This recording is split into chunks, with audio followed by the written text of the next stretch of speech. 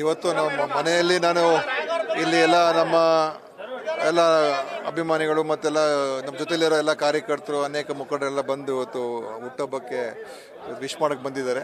ಅದ್ರ ಜೊತೆಲಿ ನಮ್ಮ ಪಕ್ಷದ ಕಾರ್ಯಕರ್ತರು ಎಲ್ಲ ಸ್ವಲ್ಪ ಬೇರೆ ಬೇರೆ ಥರ ಒಂದು ಸಾಮಾಜಿಕ ಸೇವೆ ಮಾಡುವಂಥ ಕಾರ್ಯಕ್ರಮ ಹಮ್ಮಿಕೊಂಡಿದ್ದಾರೆ. ಇವತ್ತು ಅದೇ ಥರ ಇಲ್ಲಿ ನಮ್ಮ ಅಂಧ ಮಕ್ಕಳಿಗೆ ಅವರಿಗೆ ಕೊಡುಗೆಗಳನ್ನು ನೀಡುವಂಥದ್ದು, ಅದೇ ರೀತಿ ಬೇರೆ ಹೆಲ್ತ್ ಕ್ಯಾಂಪ್ಗಳು ಈ ಥರ ಎಲ್ಲ ಮಾಡ್ತಾಯಿದ್ದಾರೆ. ಅದರಿಂದ ಆಸ್ಪತ್ರೆಯಲ್ಲೂ ಕೂಡ ಆಹಾರದ ಒಂದು ವಿತರಣೆ ಇದೆಲ್ಲ ಮಾಡ್ತಾಯಿದ್ದಾರೆ. ಹುಟ್ಟುಹಬ್ಬ ನಾನು ದೊಡ್ಡ ಮಟ್ಟದಲ್ಲಿ ಮಾಡಬಾರ್ದು ಅಂತ ಹೇಳಿದ್ದೆ, ಅದು ಕೂಡ ಹೆಚ್ಚು ಜನ ಬಂದಿದ್ದಾರೆ ಇಲ್ಲಿ ಮನೆಗೆ.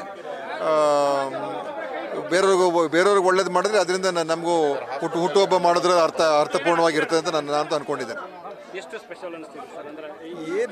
ನಾನೇನು ಹುಟ್ಟುಹಬ್ಬ ಆಚರಣೆ ಮಾಡಬೇಕು ನನಗೇನು ಆಸಕ್ತಿ ಇರಲಿಲ್ಲ. ಆದರೂ ಇವತ್ತು ಕ್ಯಾಬಿನೆಟ್ ಮೀಟಿಂಗ್ ಬೇರೆ ಇತ್ತು, ಸೊ ಬೆಂಗಳೂರಿನಲ್ಲೇ ಇರಬೇಕಾಗಿತ್ತು. ಅದಕ್ಕೋಸ್ಕರ ಇವತ್ತು ಎಲ್ಲ ನಮ್ಮ ಪಕ್ಷದವರು ಮತ್ತು ಅನೇಕ ಸ್ನೇಹಿತರು ಎಲ್ಲ ಬಂದಿದ್ದಾರೆ.